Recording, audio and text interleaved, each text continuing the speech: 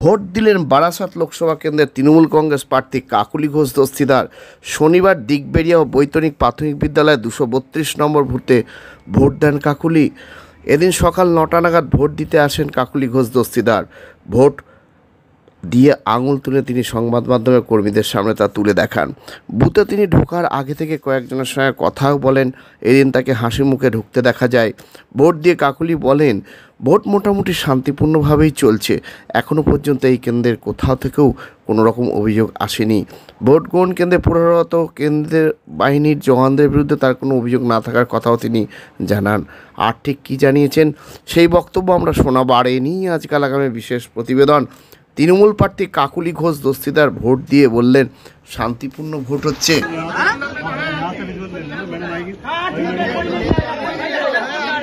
अभी मैडम आएगी, ले लेना सर आपको।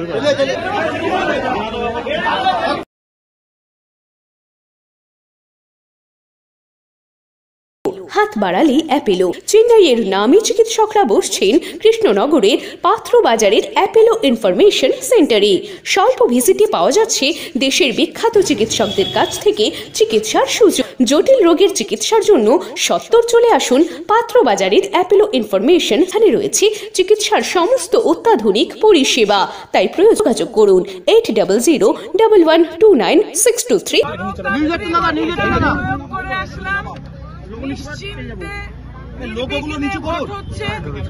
এবং অত্যন্ত শান্তিপূর্ণভাবে সবকিছু চলছে।